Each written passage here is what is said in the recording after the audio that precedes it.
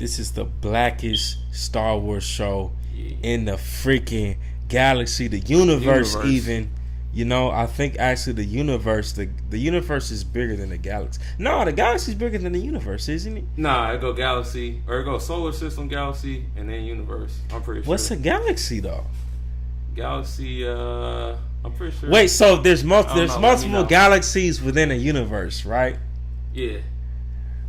Yeah, because the universe encompasses all of the galaxy. Like, right. No, the universe encompasses multiple galaxies. And then we got a whole bunch of galaxies in that solar. Within a universe. Within the universe. Within the universe. Okay. So, long story short, there's no blacker show than this in the Star Wars universe.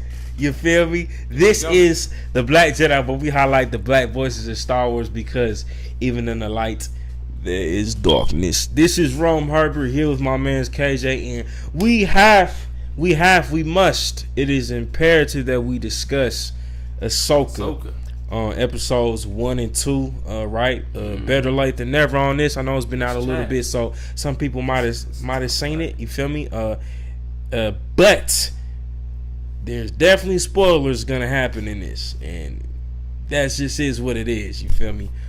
But first off, you know, in typical form and fashion on the Black Jedi, we do highs and lows, and then we'll give a rating of it. So, I'm really looking forward to what you guys say about the show, what you guys think about the show, because what would you say some highs are from it, KJ? Okay, so right off the bat, man, I would say the highs of the episode going into number 1.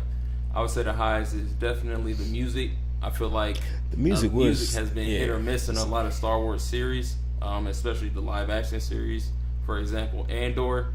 I know a lot of people like Andor for some reason, which is okay. He said for some reason. For some reason, I ain't really feeling it. I like the way that they tried to go in a different, different direction. So I will give props to that. I just feel like some things were a little bit hit or miss on it and a little bit inconsistent. But anyways, I would say the music of this series for the first episode was good. A lot of piano keys in it.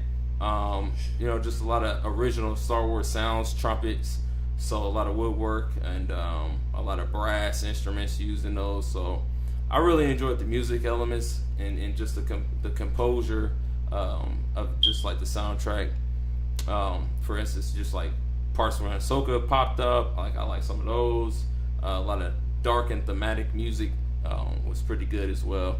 And then definitely the shots, man. Like the shots, a lot of cinematic shots look really good, real crisp, the contrast, everything was on point.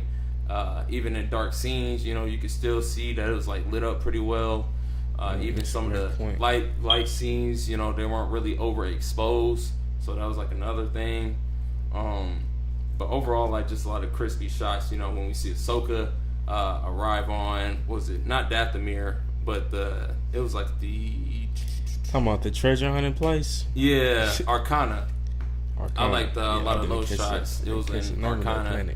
When she was facing off against those droids. Those were really good shots. And then with the motorcycle scene with Sabine, her kind of like on the highway, reminded me of like a Sonic Adventure. Just on that highway, that long stretch of road, and just having like the camera follow her and getting like close-ups on her face and seeing the pilot in the ship. Those were really good shots too. And then lightsaber sequences, those were pretty good. Overall, like those are highs. So just camera work, A1, and then just like the storyline itself, like an opening. We get right into the action. That was really good. Because a lot of times in Star Wars live action series that I've noticed, and just like in TV series in general, is that it takes us a while to get into the action. And I think with this series, and specific this episode, it got right to the point, because a lot of people's attention span is very short. And very people who haven't saw the series yet, first time they're seeing the series, they want to get right to the point. And I believe that they did with this episode. It got right to the action. You know what I'm saying? So I still got more to say, but what are your thoughts? What else was you had on deck?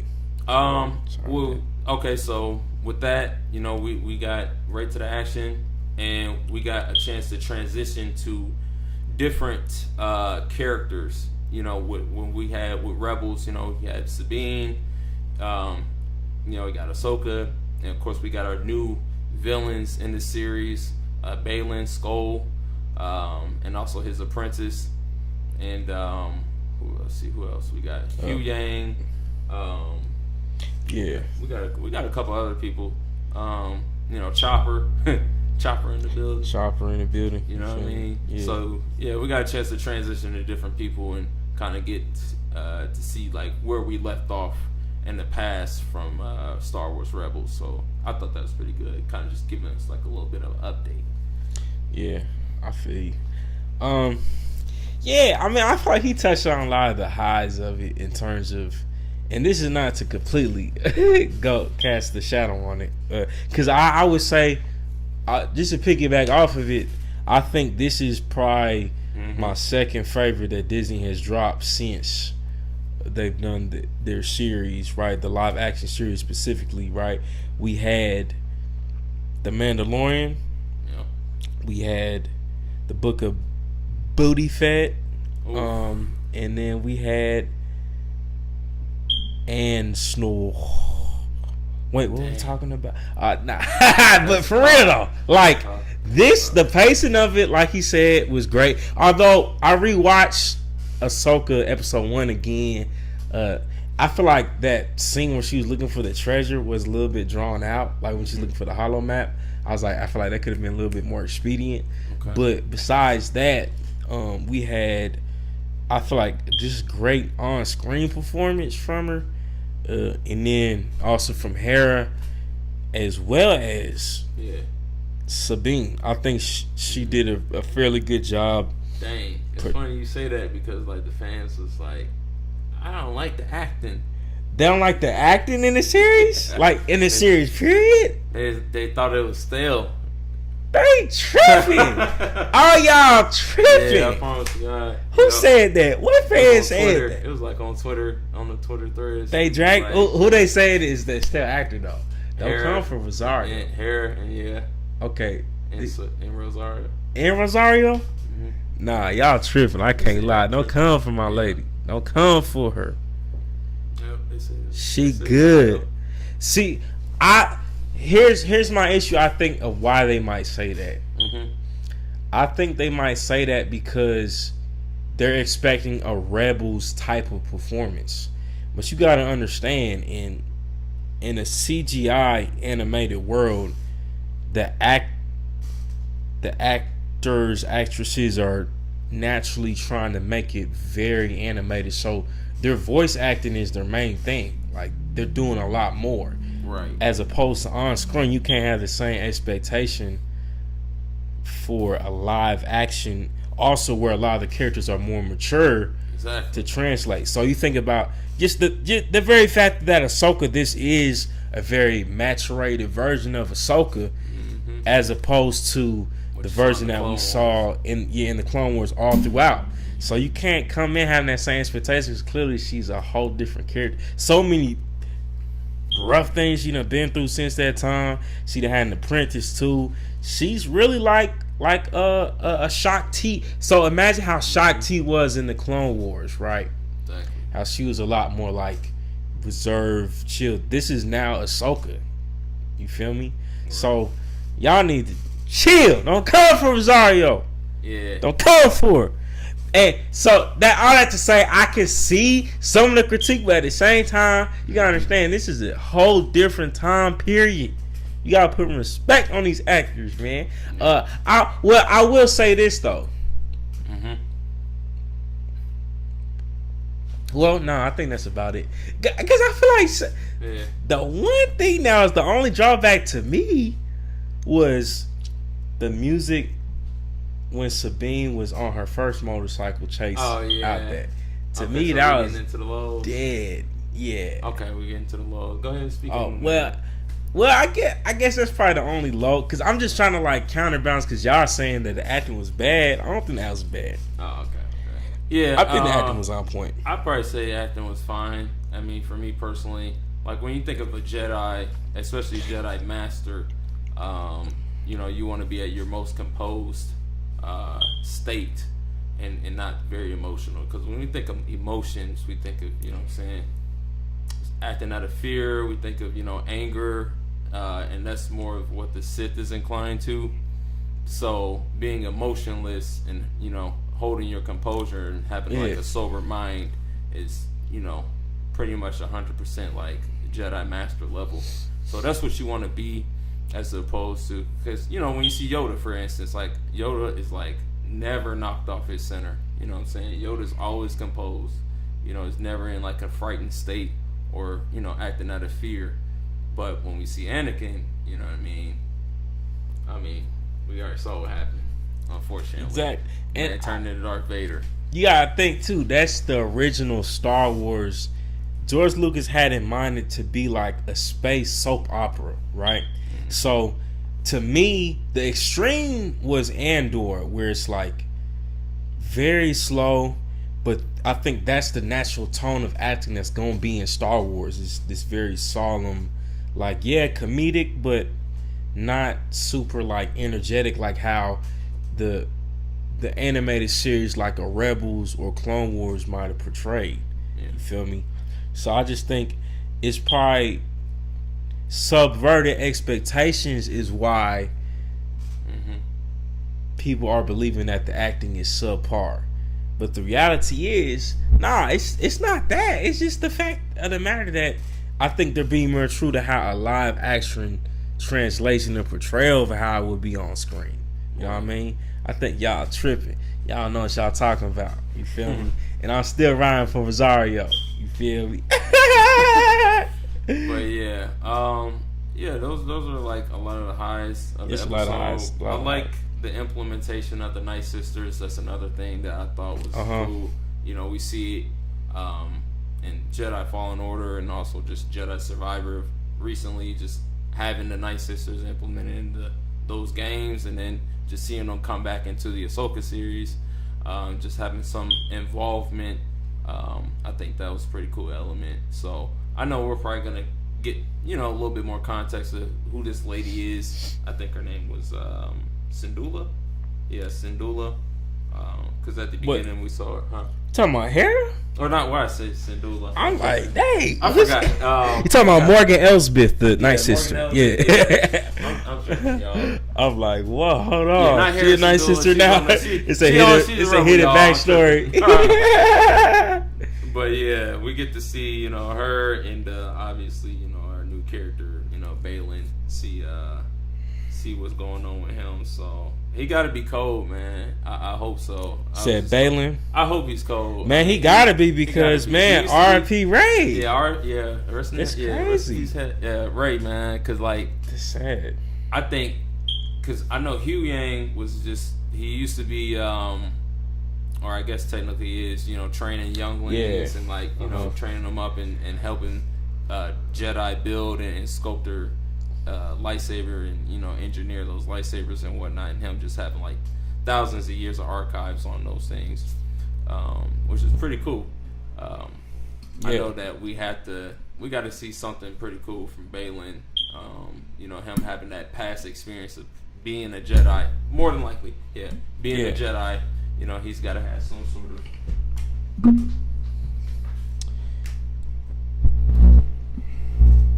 he's got to have some sort of cool, you know, force abilities, or, you know, some sort of dueling, you know, ability, you know, whatever form he uses. You guys let me know.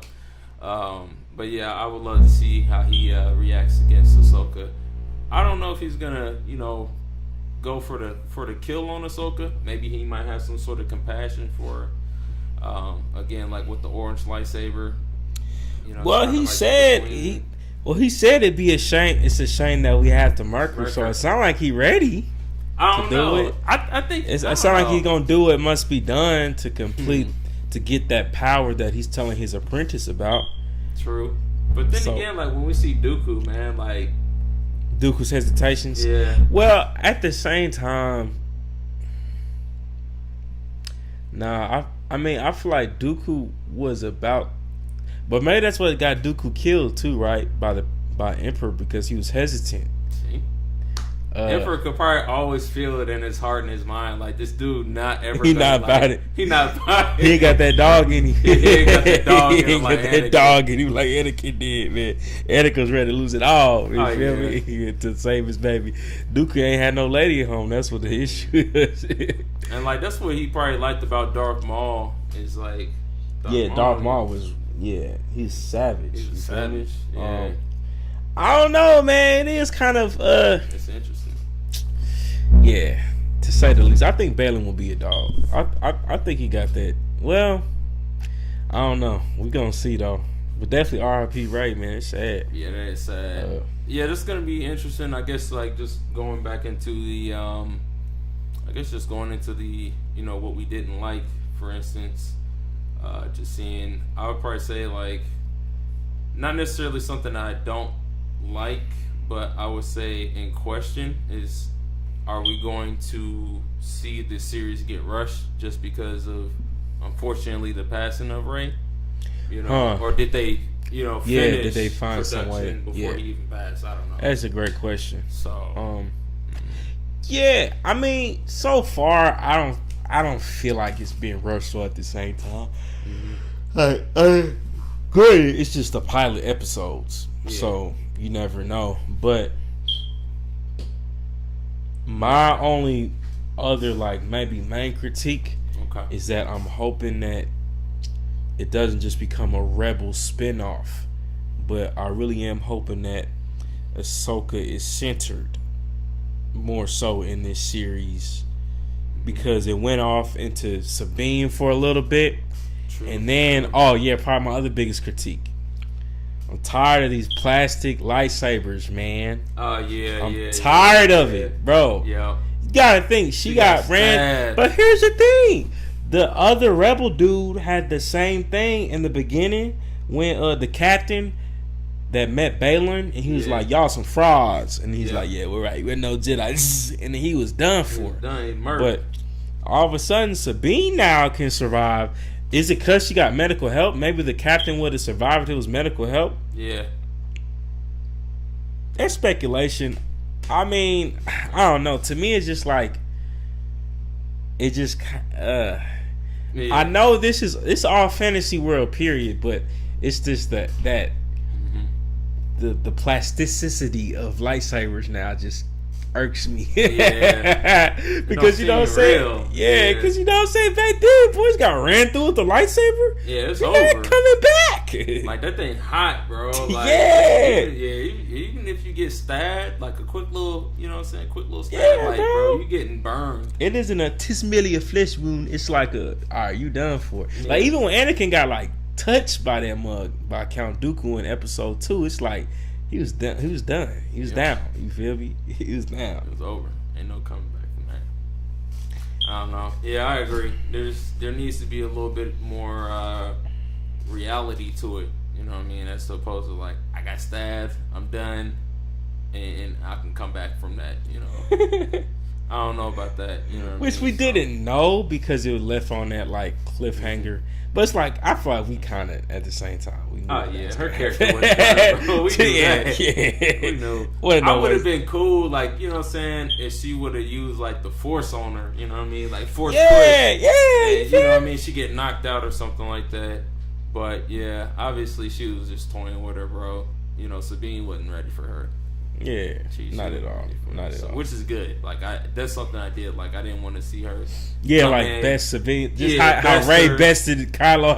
Yeah, you know what I mean? Like, bested her. This man was in an academy by Luke Skywalker, trained by Supreme Leader Snoke, and then Ray picks up a lightsaber and shuts him down. Nah, man, that's so much BS on that, man. I was like, bro.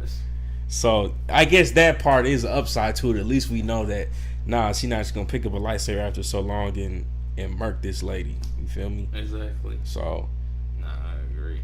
Yeah. But I mean, yeah. It'd be interesting, you know. It'd be interesting. Well, I mean, look, what would you rate this episode on a scale of 1 to 10? I would say this was a good start to the series. And probably one of the better starts to the series just like in general for live action. So I'm gonna give this one I'm gonna say I want to give it a 9. I'm gonna be honest. I do want to give it a 9 because I could come back and watch this episode. Cool. It's either 8.7 or a 9. Or a 9. It's wow. 8.7 to a 9. Yeah. I don't know what you think. It definitely ain't no 5, 6, or 7 in my opinion, though. If that's what you think, that's okay. Yeah, well, maybe it's a. I give it. I probably let it slide in at an 8. Yeah. Okay. I think just because of the elements like the lightsaber and the music. So those were 2 big points to you, like, hey, man, like, y'all like those. Correct. I mean, cause you gotta think though, the thing that made it probably the worst is that at the beginning the captain died from it, but then at the end she's straight. So it's just like very contradictory to me.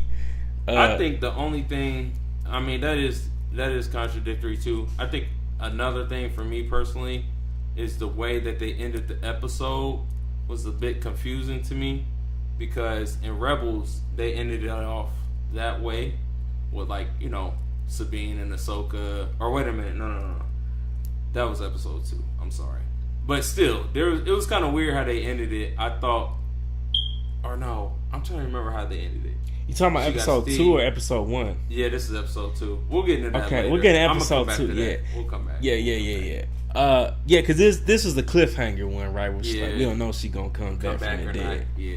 Okay, yeah, that's cool. But I give it an 8 just because, like you said, I think it's way stronger than all the other live action series, excluding Mandalorian. The pacing I think was solid except for that one Ahsoka scene. Yeah. That felt like it kind of dragged on. But other than that, yeah, it's a solid episode, man. So let me ask you this question before we cap off.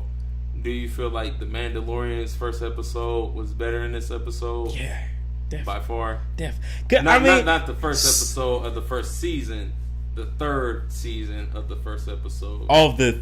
Talking about Mandalorian 3rd season? Yeah. I don't even remember that episode. I can't lie.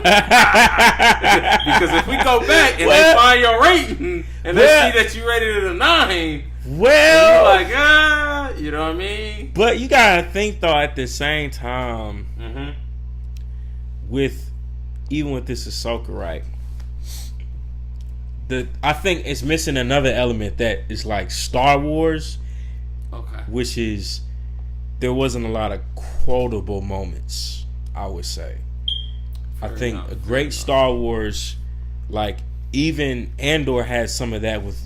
That one scene with Luthen's monologue said, "What have you given? Everything." You feel me? Right. And then just with the Mandalorian, I think off the rip, you got so many quotables. Just like, I can bring you in warm, or I can bring you in cold. You feel me? It's like, and I think it was a couple of those just in that first episode. So I think when I think about Ahsoka, I'm like, I don't remember any quotable line. So I think even that in that aspect, like.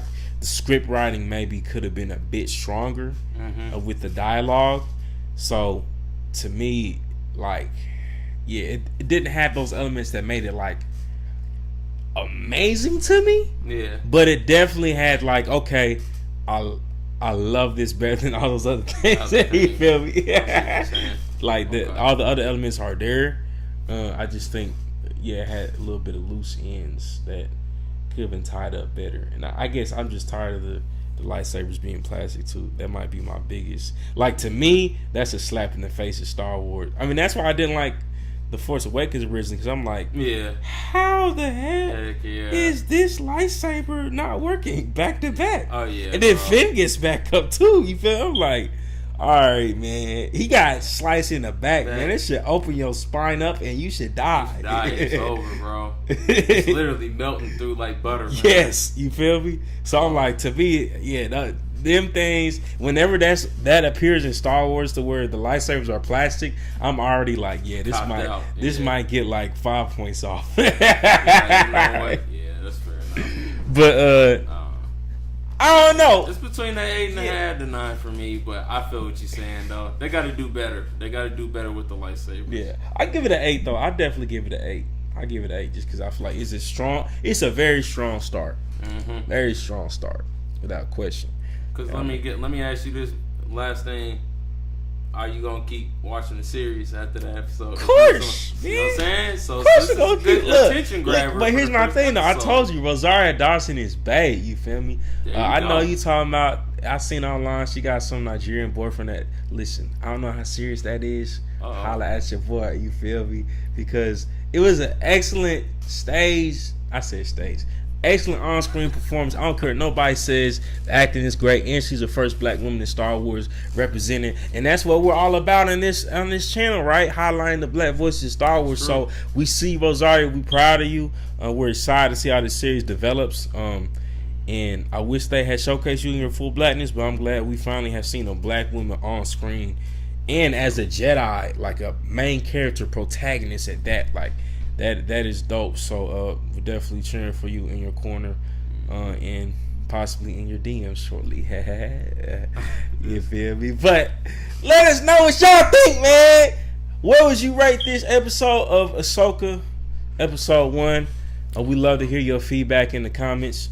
Make sure you like this video, thumbs up, and subscribe to the YouTube channel, because this is the blackest Star Wars show in the galaxy, and we've clarified the universe. Therefore, we require your undying allegiance and support to maintain this trend. So make sure you tap in with us, and we'll see you in the next video.